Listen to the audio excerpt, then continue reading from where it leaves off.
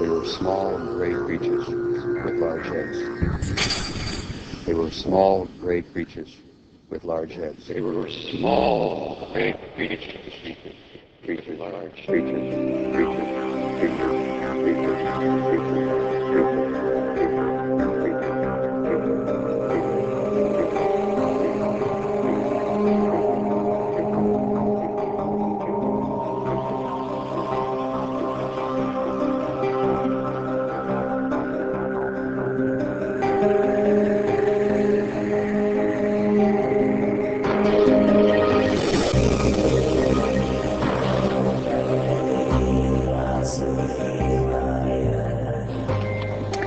Hi, this is Farah Yurdozu for Jerry Pippin Radio Show, and today I have a very special guest for my interview, David Huggins.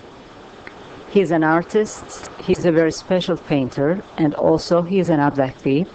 He has been reflecting his abduction experiences. How are you today? Oh, fine, thank you. And yourself? We are in Hoboken, New Jersey. In fact, we are neighbors. We almost live in the same neighborhood, David and I. And now I'm looking at David's pictures, and each painting is showing a different section from his life. David, please tell me about your first abduction experiences, how everything started. Well, like for a lot of people, their experiences, at least for me now, started as a child.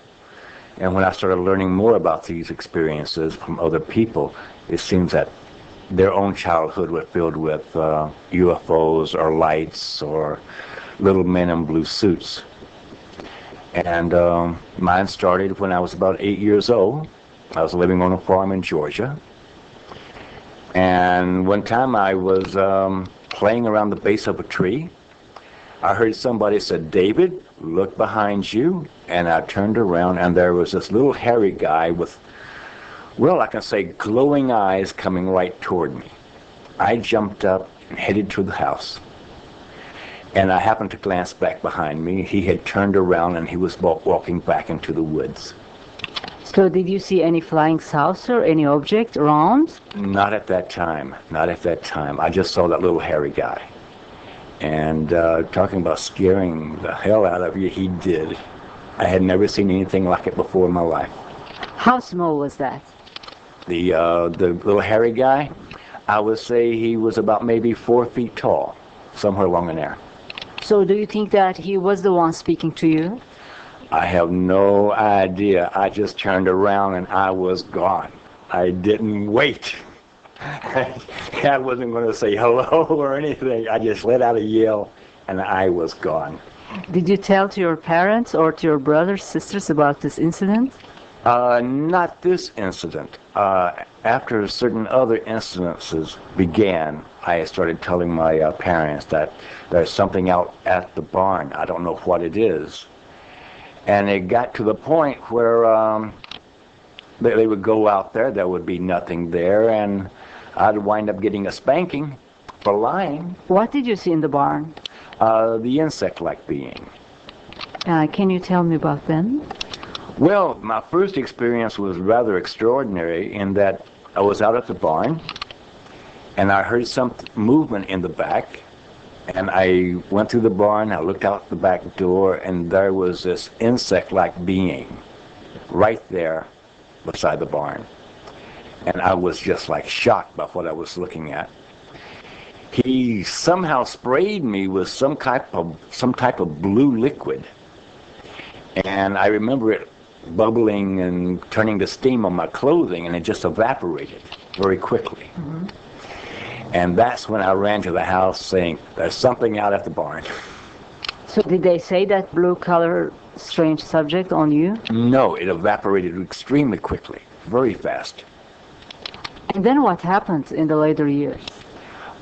They continued, these experiences continued when I was as a child on the farm. They would come into my bedroom, and they would take me outside. Sometimes I would float up to some craft, and other times the craft would have landed in our back field, and they would take me into it. What was your approach? What was your reaction to all these abductions? Well, at night when you were asleep and they wake you up, there's like a numbing of the mind or whatever. You're not scared. But when you're awake and it's in the daytime and you see them, you rather flip out. At least I did. Did you also experience the sleep paralysis that many abductees had at the beginning of the abduction or during the abduction? I have known this paralysis. There was one time when I was looking out my bedroom window at night, and there were like 7 or 8 of them outside, standing on the ground, and they looked up at me, and I remember getting very sleepy and collapsing down on the bed. And then the back door opened, and they came in and they took me outside.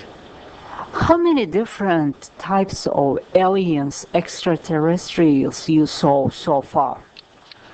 I can only say for sure 5. There may have been more. I don't know. How are they? Actually, they're quite nice. No, how is their face? Yeah. Oh, okay. First, there is the females. There's Crescent. She has very large almond-shaped eyes, very pale face. What is extraordinary about it is that her body looks quite human-looking. Maybe she is a hybrid. It's quite possible. I wouldn't be surprised. She's never told me. So, I mean, she is the way she is. How do you speak with them, telepathically or verbally? It seems like I sometimes speak verbally and they speak telepathically. And sometimes I will be thinking something and they'll pick up on it. So they have a telepathical power. Right. And I'm finding that people do also. What people? I mean, all right, I think people are all telepathic to a certain extent. Okay, so you met Crescent. Let's say that she is a hybrid lady. Right. And what other types of aliens you met? Okay, there's the female. There's the insect-like being that they say resemble a praying mantis. There is the gray, the little guys. There is this tall, thin being with like a knob on the back of his head, extremely tall, extremely thin. Yes. He seems to be like in charge. Then there have been some people who look human, but they're not human. How can you tell that they are not human even though they look human? It's that there is a feeling that you just like, man, you're not like anyone I've ever seen. They may look very Nordic or whatever, but you know they're not human. What can they be? Do you think that they are a kind of artificial human, like a robot? No, I don't think so. No. So, can we say that human but from another planet? Either from another planet or from another dimension. I honestly don't know where they're from. The only thing that I do know is that when I grew up later, when I was in New York, I would go to sleep, and right before I would go to sleep, the wall would open up. There would be an opening in the wall. It's like all the atoms were just pushed back on them, and they would come through. How many of them?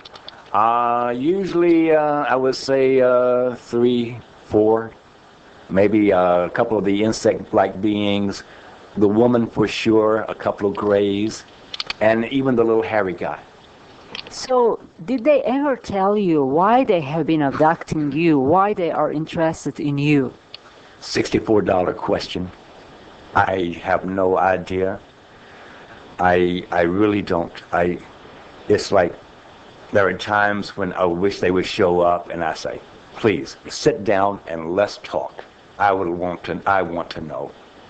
But nothing. It's like it's like you're given so much information, but only a little, and you've got to work at it to find out for yourself. I just don't tell you. Did you ever ask? Yes, I think I did. But what I remember is that they told me, I was so taken back by it that I'm not sure but I don't, at the same time, don't remember exactly what they said. But I had a feeling it dealt with preserving mankind, for mankind to survive. Yes, that was my impression. Yeah. So they started to have an interest in you when you were very, very young. Right. You were in Georgia, and then you moved to New York City. Yes. How old were you? Well, when I moved to New York, I was 19. But meanwhile, you kept your contact with them, or they kept their contact with you. They know where I am all the time. It was like, I moved from Georgia, and I come up to New York. It's like, where do you know where I am? You know? And they just started showing up in New York at my apartment. Were you living lonely? Did you have anybody else at home? No, it was a really unique apartment. It was very cheap, and it was all mine. It was a studio apartment. So what happened when you started to live lonely without having your family with you by yourself? Did anything change between you and the extraterrestrials? No, not really. It seemed that my contact with these beings became almost like every night. Every night? Yeah. So what were they doing? Basically, it seemed like there was a genetics program going on. Mm-hmm. And there were babies. And the only way I found out about that is that after this has been going on for a while, I'm in my studio, and I'm painting away, and suddenly the wall opens up. Mm-hmm. I'm awake. I'm not asleep. You are working? Yeah, I'm working on a painting. And the wall opens up, and I suddenly feel somewhat like a numbing. You know, I wasn't afraid. Mm-hmm. I knew there was something unusual, but I wasn't afraid. And when the wall opened up, the woman was very stressed out. She was saying, "David, the baby is dying." And I said, "Baby? What baby?" "Your baby, but it's dying." And I said, "Let me see my baby." And she wouldn't do it at first. I think I had to yell at the top of my lungs, "Let me see the baby." And suddenly she takes a baby out of a container and holds it out in front of her arm, in front of her. And I'm saying, no, don't hold the baby like that. Cradle the baby in your arms. And I was trying to show her. And I said, "Listen, I've got to come there." She says, "No, it's not allowed." I said, "My baby is dying and I can't come there. Watch this." And I fainted, fell asleep, something, right on my bed. And the next thing I know, I'm there. And the insect being, two of the insect-like creatures come over and says, "What are you doing here?" And I said, "My baby is dying. I want my baby. I want my baby. I want to see and touch my baby. I want my baby," over and over and over again. And he finally let me see the baby. And the woman is holding the baby, cradling it like I had shoulder. And I said, "I just want to touch the baby." And he's standing there. And I reach over and I touch the baby on the arm. And like static electricity is all I could call it. It's like jump from my hand to the baby. How was the baby? How was the face? How was the skin color? They're very pale, very almond-shaped eyes. I don't remember seeing any hair. The arms and legs were very thin. Mm-hmm. And very listless. They just kind of just laid there. And then when after I had touched the baby, everybody got excited. Whatever I had done was very beneficial for the baby. Do you think that it is your baby? It belongs to you? Yeah. It's just hers and mine, you know. You know what I'm saying? It took both of us. But it was my baby. And after I had touched it, everybody was excited. I had never seen them excited before. Mm-hmm. A couple of the insect beings were gone. And then I am escorted into another room, and from floor to ceiling, there are babies in little containers stacked on top of each other. And I was there to touch every single one. So in all those years, they have been abducting you to do what? To I guess have this genetics program to be successful. So they have been using you to create a new nation, a new race. Yeah, I dislike the word use because one time the little hairy guy, I was getting ready to go to school, and the little hairy guy walks right into my bedroom, and I'm getting dressed, and he looks at me and he says, "David, can we use your body?" And I said, "Yeah, sure, you can use it as much as you like." He smiled and he walked out. How old were you? I was about 20. Oh, you were a grown-up. Right. This was going on, but he came in and he asked, and then things really started getting a little weird in a way. Is that I started remembering more and more and more. Such as? When I would wake up in the morning, I would hear this voice, and it would say, "We'll be back tonight." And I would go to school in the morning. I would go to work in the afternoon. In the evening, I would come home, jump in the shower, shave, clean up, leap into bed, knowing what's going to happen. And then? I would watch the wall open up, and they would come through. And it got to a point, after a while this is going on, I said, okay, you're showing up in my apartment, we're having sex and everything, I don't know who the insect-like guys are, but this is very interesting. But what I'm really interested in right now is a date.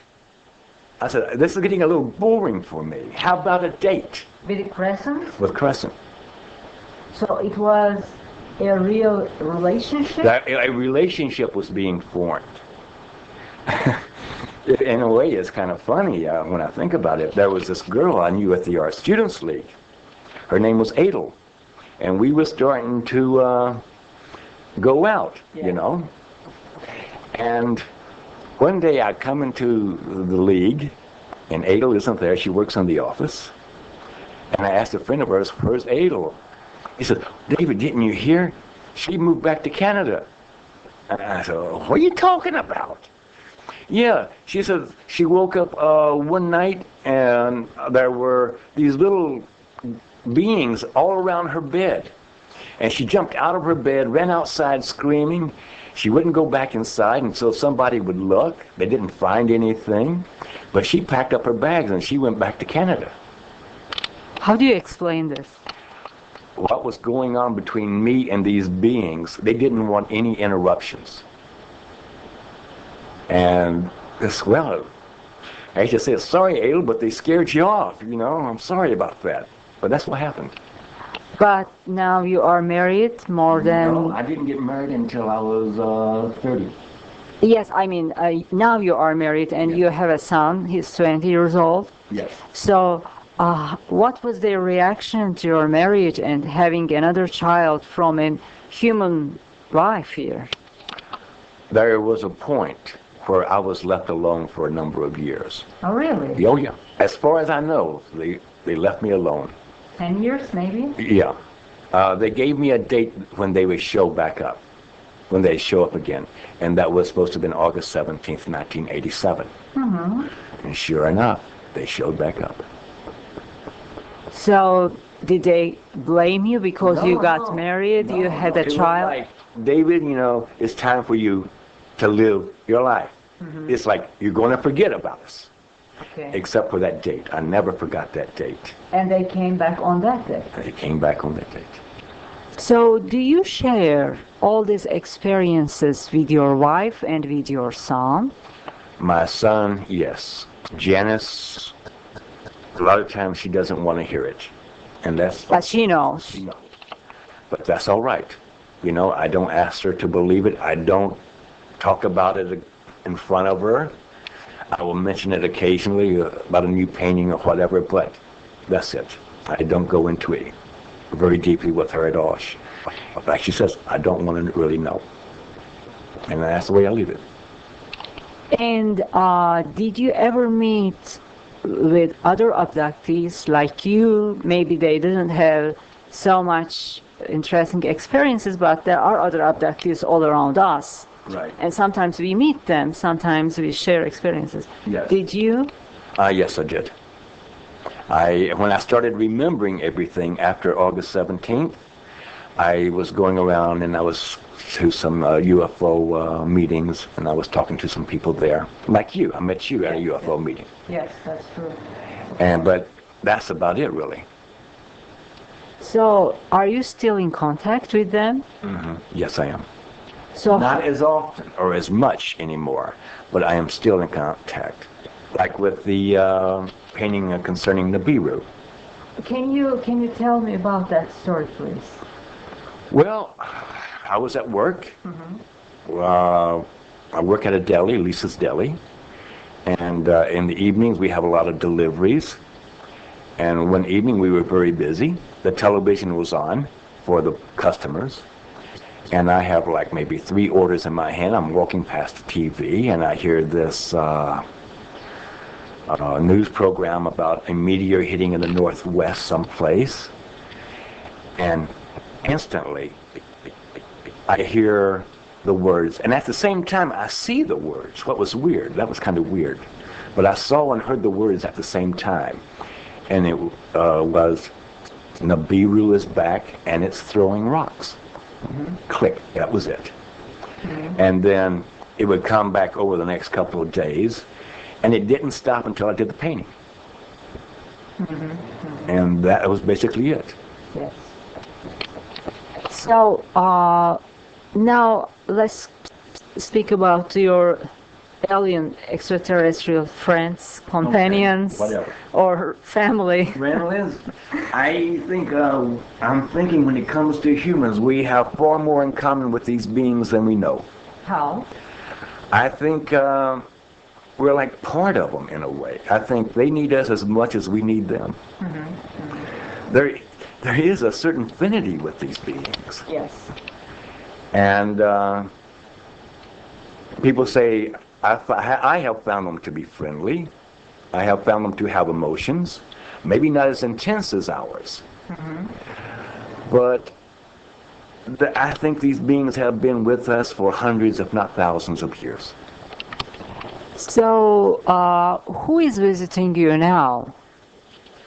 Let me think here. I am thinking of the women, a couple of the women. This happened about 2 weeks ago. We're in a room, and suddenly I remember seeing 2 or 3 women, and we're talking about something, but I have no idea what we're talking about. I just don't remember what the conversation was. It is interesting because I called you 2 weeks ago. Do you remember? Yeah. For the interview? Right. And we didn't see each other maybe in the last 2 years. Right. Even though we live almost in the same neighborhood. And we didn't call each other in the last 2 years. And Right. suddenly 2 weeks ago, I decided to call you to visit you for this interview. Right. That's right. And that's when, that does happen occasionally. If somebody is going to call me about an interview or whatever, I seem to hear from them beforehand to let me know. And that's right, you did call. I think you called about maybe let me think. 2 weeks ago. 2 weeks ago, but I had this, quote, dream, if that's what you want to call it, a few days before that. Yes. So, all those years since you were a little boy, they came, they took you to their spaceship and or wherever, and they made it possible that you had babies from them or they had babies from you. It's kind of interesting in a way, is that I think they were learning from me as well as I was learning from them. Is that, remember when I told you about the woman when she said the baby is dying? Yes. They didn't know why the baby was dying. And when I touched that baby, the insect-like beings were observing this very closely. And after that touch, it helped the baby in some way. And it was like it was a missing ingredient or something. Probably it was the warmth of a father's love, It could be. physical touch from human. Right. I just know that the baby was better. And there was a lot of excitement over it. Do you love them? I can't say that I love them as I love Michael. Your son. Right. There hasn't been all that much bonding between us. I just know that I do care about them. I care about them a great deal. How many of them? Oh, my Lord. That room was filled with so many babies. Maybe 50? I'll go with that. I will go with that number. There was just so many. I mean, they were stacked on the walls, you know, and it was outside of, it was like, and it was, all three walls were covered. You know, like we were just stacked up on top of each other. I'll go for 50. I've got no problem with that. So they were tiny? They were tiny. They weren't moving. Moving? They weren't. They were just lying there, listless, like they were weak. And the insect-like being, I said, you're here to touch those babies. And that's what I did. That insect-like beings, do they really look like an insect or a mix of an insect or a creature, a reptilian? What? I don't know, but there is an insect-like quality about him. But he isn't an insect. He's tall and thinly. His head is more or less shaped like that of a praying mantis or whatever. But he isn't an insect. He's a being. I would call him like a transcendental being, if you will. I mean, I could be wrong about that, but there are times when I have seen a great deal of light seem to be emanating from behind him or from him. Yeah. Okay, so you shared your life with them. Right. And still you are in contact. Do you believe or feel that you belong to them, you are a part of this extraterrestrial family, or do you belong to them? I believe, as in property, you talking, or just... No, in your hearts, yes. Feelings, emotions to them. Right. Do you love them? I mean, present, I do. There is great... a certain respect, a certain love toward them. Not that I haven't had my problems with them. I have had a great deal of... What kind of problems? Oh, you will start reading books about things being very negative, like mutilations of animals and stuff like that, and you start thinking, well, what the hell am I involved in here? Yes. And I had brought this up to them one time and said, no, David, that is not true. That is not true. So you had this conversation with them? Especially, this was a very important conversation, is that it's gotten to a point where I realized that I had to stop reading information, really. I had to go with my own experiences. Someone else's experiences are theirs. And I don't talk about their experiences at all. I talk only about mine. And so basically, I really kind of stopped reading anything concerning alien abductions or whatever. The only thing I've read recently is Alien Agenda by, what's his name? Jim Marr. Yes.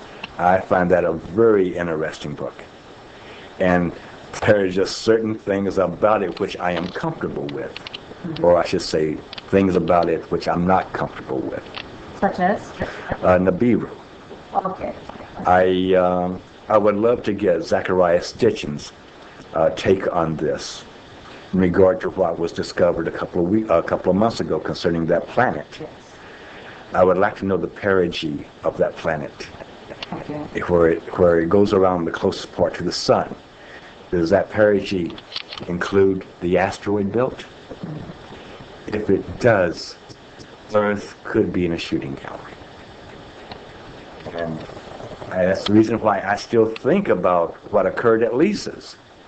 You know, Nibiru is back and it's throwing rocks.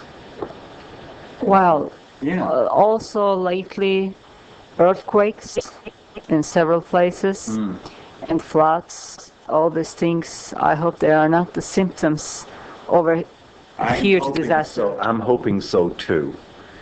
I keep looking at the the melting of the caps and everything. But what kind of bothers me is that all the water that is melting is going into the oceans. The oceans are rising, but that means also you have a great deal of weight, more so now against the tectonic plates because of the water melting and running off into the oceans.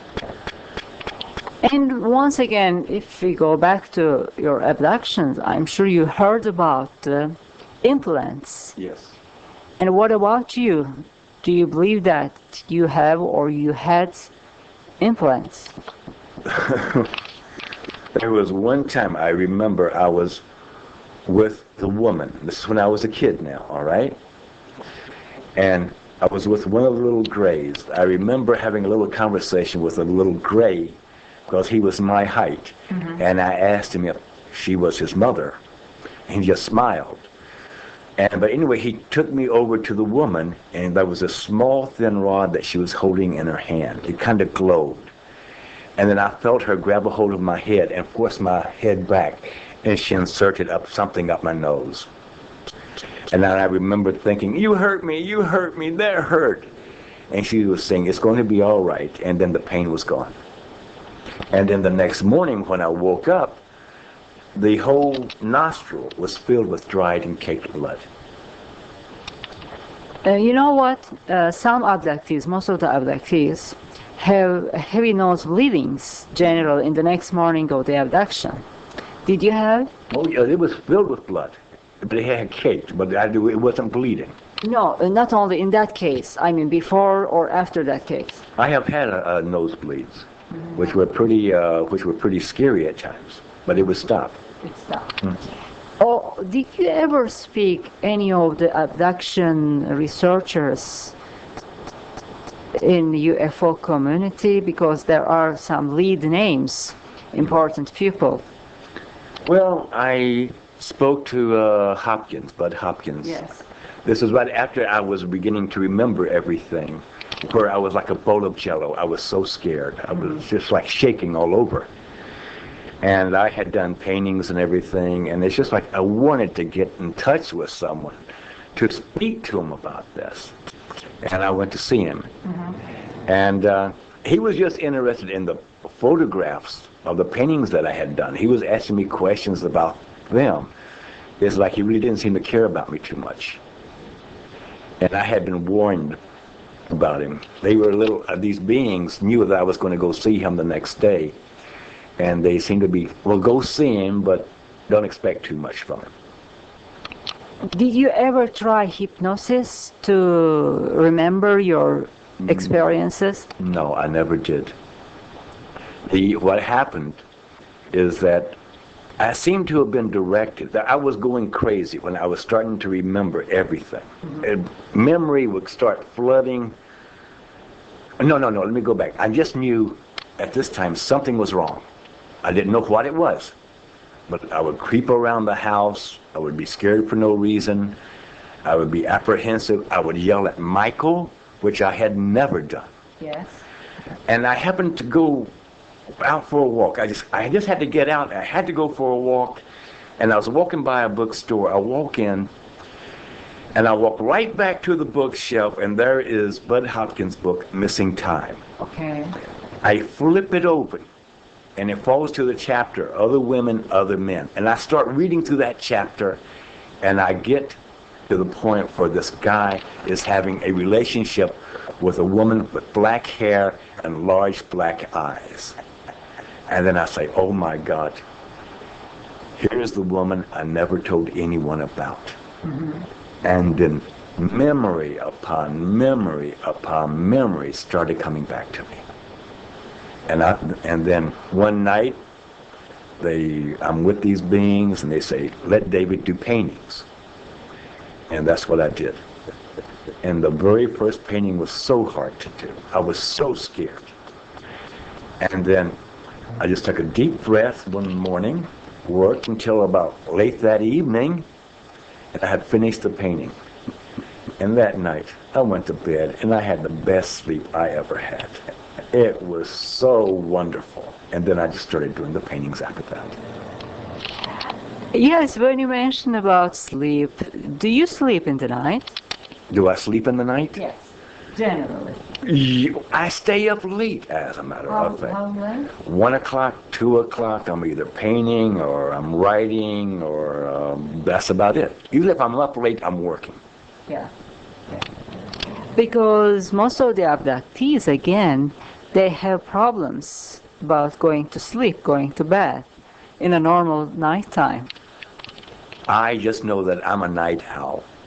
I like it at night. I mean, it's like there are no distractions, there are no bothers, and I'm working, I'm not bothered, and that's when I like to work. Yes. So, did you ever think about, you have been, are you writing a book? No. I've been writing poetry. And the only reason why I've been writing poetry is one time I was walking home and I hear this woman's voice, which was Crescent. She says, "David, write poetry." I don't know nothing about writing poetry. Write poetry. Okay. So I started writing poetry. And some of it kind of surprised me. Do you believe that they are helping you in different aspects of your life, not only in your art, not only in your poetry, not only in your paintings, but in general, in life? Do they help you? I think not only in my life, but in everybody else's lives to a certain extent. It's like I get the impression that they can only go so far, but then it's up to you from then on. To open the doors or open the door. Not accept They'll take you to the door, but you've got to open the door. They'll give you only so much information. And this way, it goes beyond belief. I have a very hard time with that concept anyway, is that there are certain things you get to know. You know for yourself. But I have never asked anyone to believe anything I say in regard to this phenomena. Mm-hmm. All I can tell you is that I try to be impeccable with my words in regard to this and with my work. Can you give me a number of how many abductions you had? How many visitations? I could say hundreds. I would go that far. Because from that night, well, actually, it was kind of interesting. The night they showed up, the very first time they showed up. When was that? This was during the transit strike of 1965. Mm-hmm. 1965? Yeah. And do you remember the month? Huh? The month? I'm thinking it was like maybe fall or something like that. I'm not really sure. But I was working at this hardware store. Mm-hmm. And I'm putting stock on the shelves. And suddenly I turn around and there is this man and woman, and they are staring at me. I get up and I go over to them and I says, "Yes, may I help you?" They don't say a word. They just keep staring at me. I find myself human-like? They looked human-like, but I found myself being drawn to their eyes. I couldn't look away from their eyes. And then I says, again, "May I help you?" And they still didn't say a word. And I kind of stepped back. And then they quickly turned around and walked out of the store. Mm-hmm. I stood there for a second, and then I went back to restocking the shelves, thinking that maybe they had come in for something, then they had decided not to buy anything, and then they left. I mean, I've done that myself. Yes. But that night, I go home, it was starting to rain, I didn't have a bicycle, couldn't get a taxi, and I figured this is going to be one long walk because Where were you in New York City? I was over on 72nd Street on the east side, mm-hmm. and I lived on 87th Street on the west side, between Columbus and Amsterdam. Mm-hmm. And it was raining, and I thought to myself, well, just suck it up. This is going to be one long wet walk. And So I started walking. I got up to 72nd Street. I was going to walk across Central Park. And just for the hell of it, I hold out my thumb to hitchhike. People are hitchhiking in New York anyway. But here it is, 7 o'clock at night. It's raining. Nobody's going to pick me up. But this big black car, this black limousine, stops. I open the door. There's this woman inside. She says, "You need a ride?" And I said, "Yes, I'm going." She says, "Where do you live?" I live up on 87th Street between Columbus and Amsterdam. Get in. I felt funny. I don't know why I felt funny, but I felt funny. But I got in the car. She had hair. Her bangs were down over her eyes. I was wondering how she could see driving.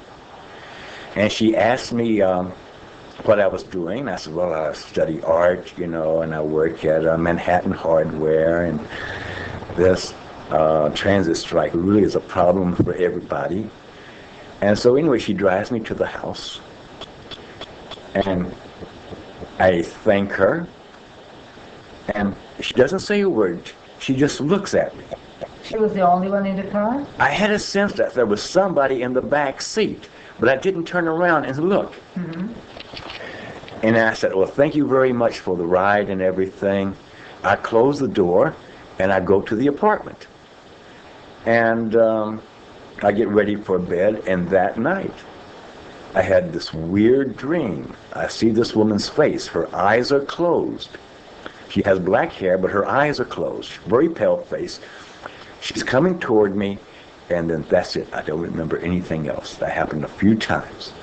And then after, I think about a month or so, I started to remember thinking I was having, it was like sex dreams.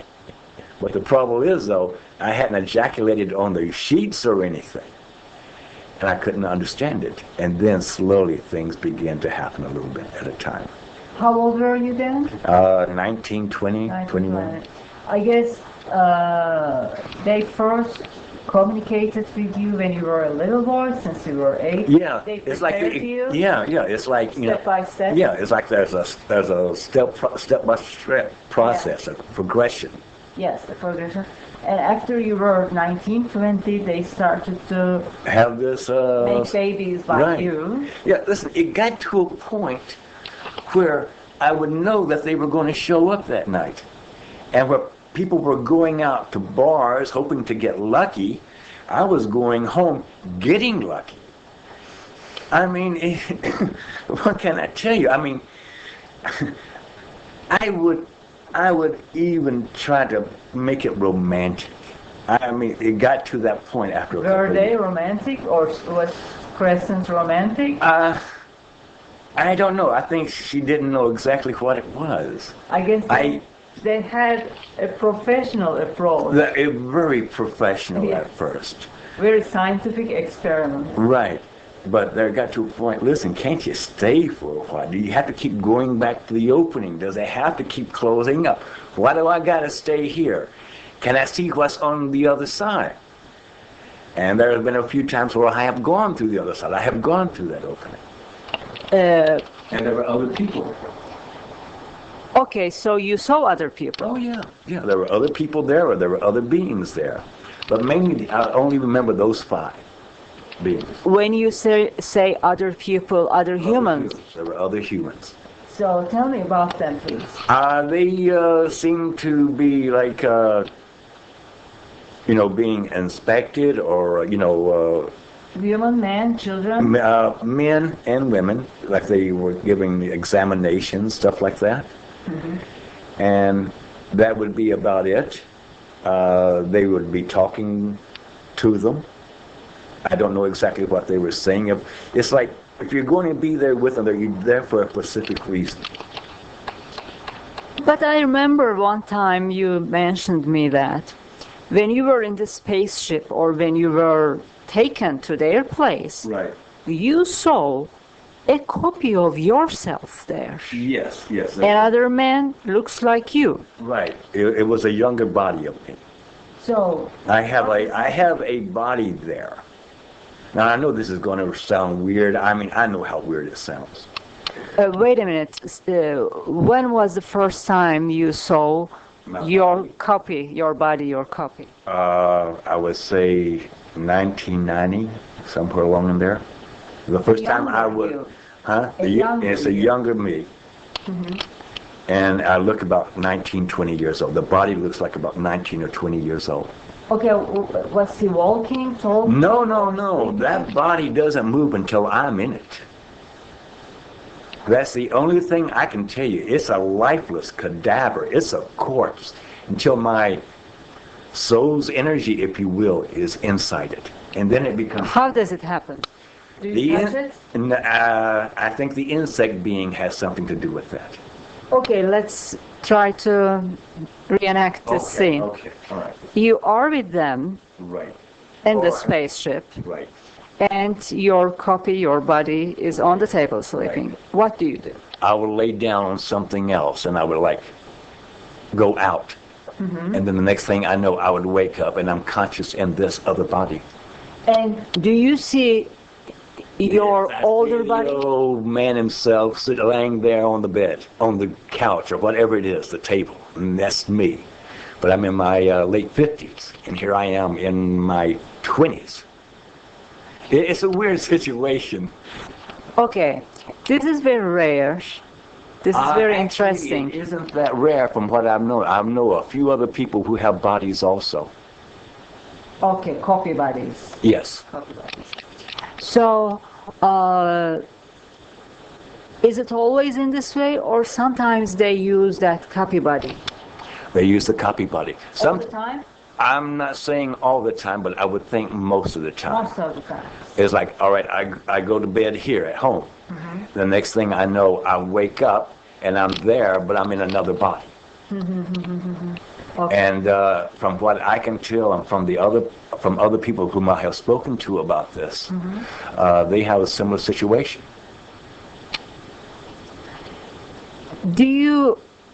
Okay, so we can say that they created an extra you using your DNA, using your memory, using your soul, whatever it is. Right. They're going to have to explain it. I can't. I don't know how they do it. I don't know anything about cloning or whatever. But I know that they made the body. And I don't know how they did it. When you go back to your home, to your bed the next day of the abduction, did you ever find any bruises, any strangeness on your skin, or any redness, scalp marks, scars, anything? I have a little scar from my childhood. I don't remember any scratches or bruises or anything like that. I can't say that I have. I really can't say that I have. Okay. So, your human family, your brothers, how many sisters and brothers you have? I have a brother and I have 2 sisters. I wonder if they also experienced such things in their life. I have spoken to my brother and sister after I started remembering my experiences, and my brother, he says, no, not that I know of. I do know that when I was a kid, that they would take me outside. They wouldn't take my brother or my sisters outside. So it was only about you. As far as I know. It is really strange because you have probably 50 or more children in somewhere right now. Right. And you cannot see them? No, I have seen them. They're grown up now. No, you cannot see them whenever you want. You can see them whenever they want. Right. So. Right. Whatever they're doing is what they're doing. I have no idea. What do you feel about this? How do you feel about this? Sometimes you have mixed emotions in a way. All I can say is that it happened. It continues to happen on a certain level. And since it began as a childhood experiences and it has progressed over the years, It's just a natural part of my life. It's not that odd to me now. Whereas if it only started, say, 5 years ago, it would be extremely odd. I don't think I'll be able to handle it. Okay, now? Now I can handle it. So, But even then, I'm not too sure. can you say that the main reason they started to visit you to create a mixed, a hybrid race Yeah. using your body Right.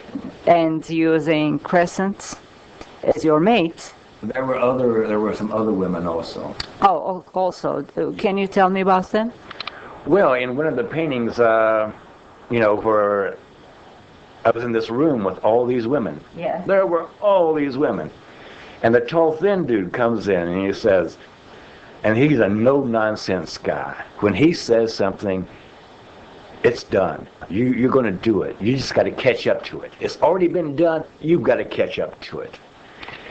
And he said, you will give all these women babies. I freak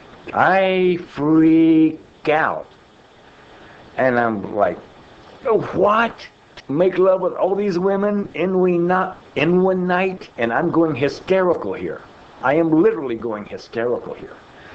After a couple of times, man, there's going to be one overcooked noodle. I'm trying to explain it. It's impossible. And he's just looking at me. And he starts cracking up. First time I've ever seen this guy laugh. And what happens is that I'm escorted over to a table, and there is a bowl on the table. Bowl? A bowl. Mm-hmm. And I am supposed to ejaculate into the container. Okay. And I just remember shaking my head and saying, you want me to make love to a bowl? And I just shake my hand and it was like a joke. It was almost like defensive in a way. Gee, honey, you've changed since the last time I saw you. No hugging or kissing, no hugging or kissing. And the tall, thin guy just looks at me and I say, I like hugging and kissing. And two of the women come over and they hold me and they stroke my body and I ejaculate into the container. So it was a kind of scientific experience. Oh, yeah. Experiment Right. for them. It Right. was a scientific experiment for them. So did they show you the other babies from the other women? From the other humans? No. You said that there were other women that you had relationships. Right. And you had babies from them. Did you see the other babies too? Yes, I did. Yes. It's kind of funny. The time there were like 7 or 8 women, and they were holding babies. Mm-hmm. And what was very interesting about the women, when I think about it, they were not all the same size. They were not all like cardboard cutouts. Mm-hmm. Some of them were taller than me. Some of them were smaller than me. But from what I remember, they all had babies, and they were showing me the children. Do you have psychic gifts? If I have what is called psychic gifts, I prefer to manifest in my paintings. I don't say this is going to happen or that's going to happen. You take the incident about Nibiru. Mm-hmm. They told me. It's not just something that I automatically knew. Okay. And that's happened before. Mm-hmm. There was one time where I was driving a car and I was with Michael. It was when Michael was a kid. And I hear this voice say, David, slow down and let this man pass. This guy passes. 100 yards up the highway, he has an accident. So there is a constant communication. Yes. And sometimes, maybe most of the times, it's a helpful communication. Oh, yeah. There have been, I can think of about 3 or 4 times where they have saved my life or saved me from serious injury.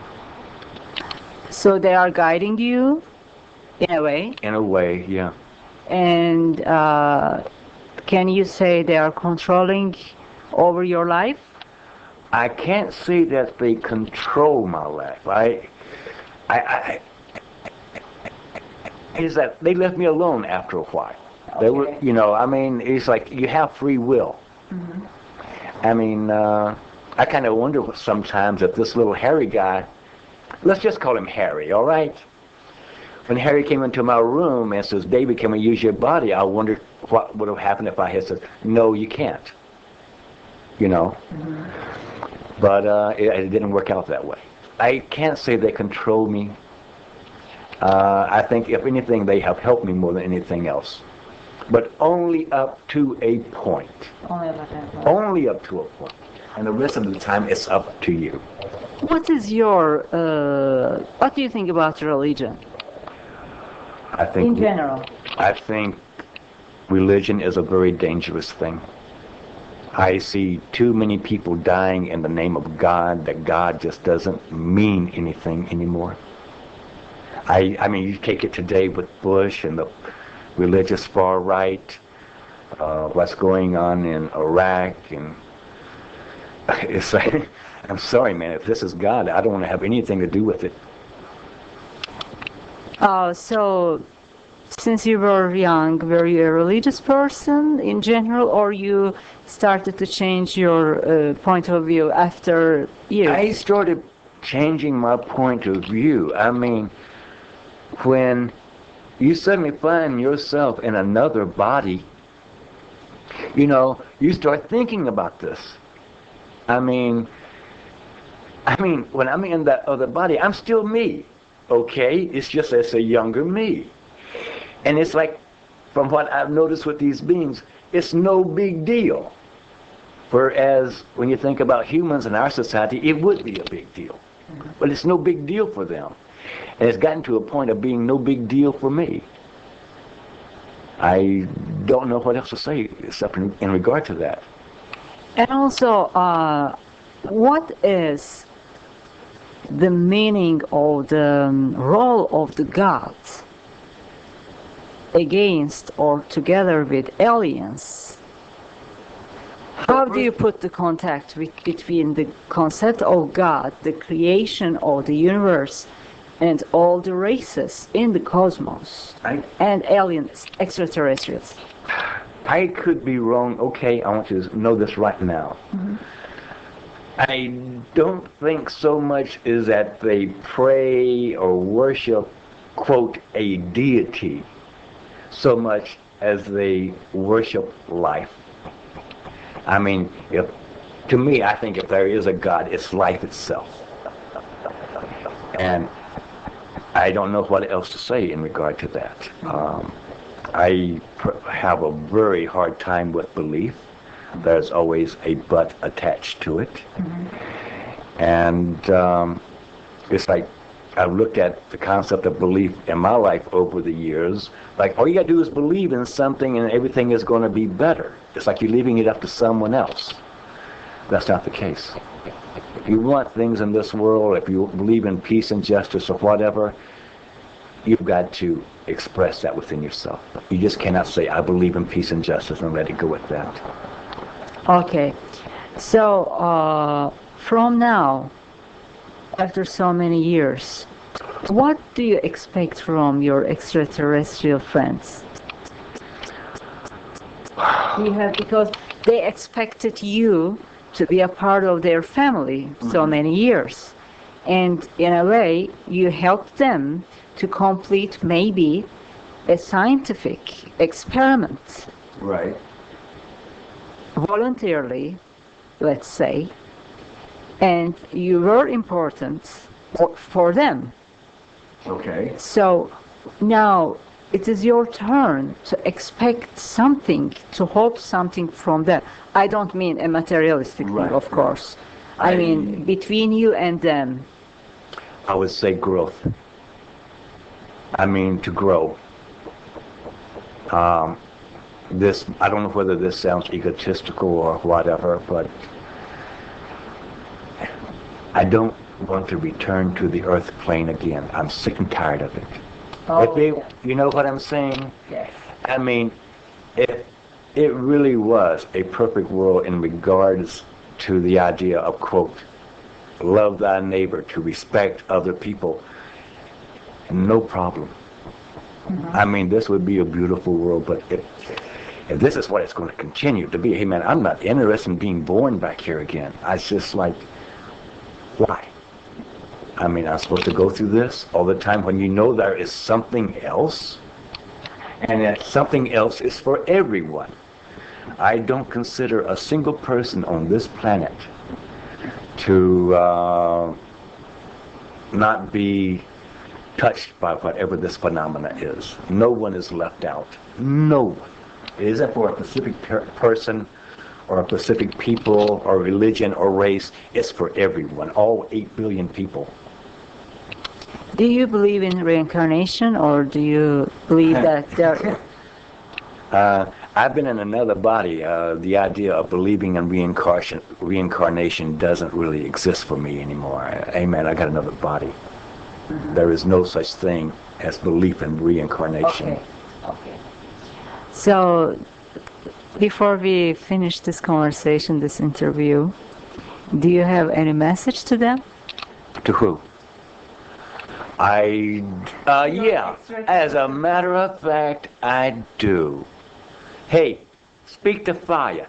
Don't use me to speak to fire. I mean, really, I would rather have one of these beings sitting in this chair and me sitting in another chair and you talking to them. I really would. Yes, I would like to have a conversation with them too, in fact. I mean, when I really think about it, I mean, I might run out of the room, with my shoes chasing me. But it's like, listen, you know more about what's going on than I do. You talk, not me. I want to. Hopefully. It's going to be that sooner or later, I think. I think man is really getting to the point in his life where the idea of intelligences on other planets or dimensions or whatever is not such a far-fetched idea anymore. Well, soon we are going to have emails to other planets, that's for sure. We will be able to send emails to other planets, at least to the moon. At least to the moon. But, so thank you very much, David. This was a wonderful evening, wonderful afternoon in Hoboken, in your painting room, in your studio. Thank you very much, and good luck with life. Thank you very much. Same to you, and to everyone else. They were small, gray creatures with large heads. They were small, gray creatures with large heads. They were small, gray creatures. Creatures, large creatures, creatures, creatures, creatures, creatures, creatures.